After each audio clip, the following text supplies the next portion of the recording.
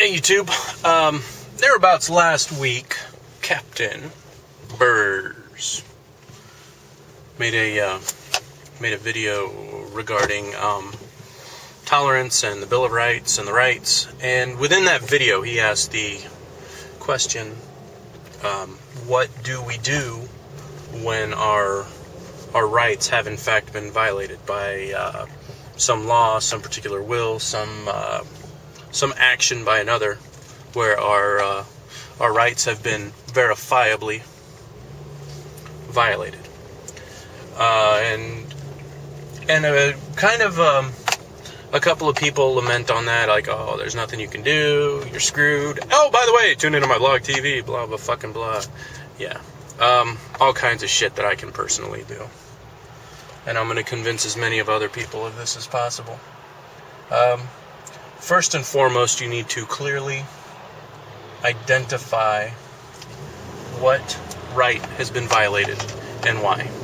I'm talking clearly. I'm not talking like mixed signals where, we're talking about, okay, our right to keep and bear arms has been violated, and oh yeah, and then them fucking chemtrails and the fucking Bilderbergs. No.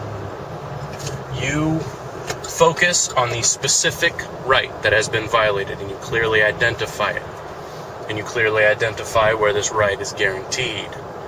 Then, you convince as many people as possible of your idea.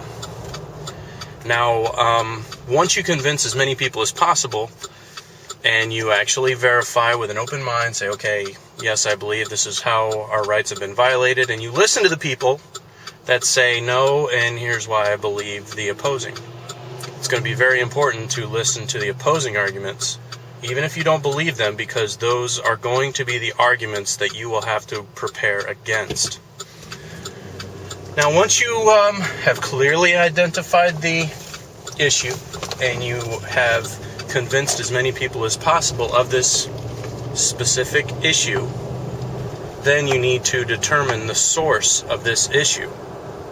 Now, this is going to be key.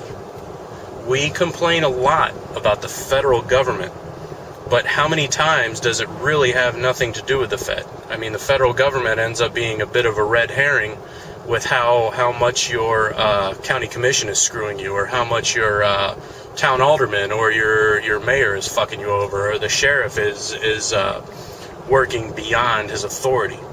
So you need to clearly identify the source, and that way you'll be able to get as much help as possible. And once you identify the source, then the idea is to figure out which direction you have to go to fight it, to oppose it.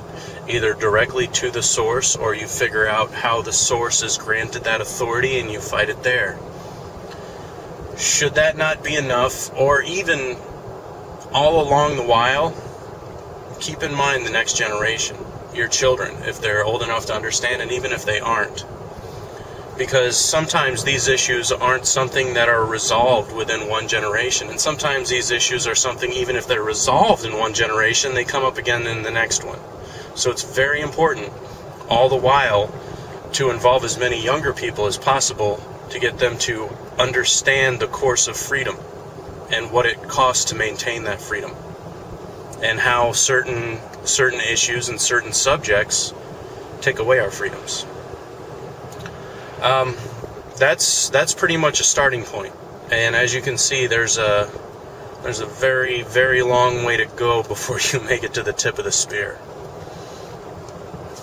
Just as an aside, as there are more than a few people on YouTube doing this call to arms approach to a solution, or perhaps hoping for anarchy to befall so that they can have their call to arms and bring it with a gun.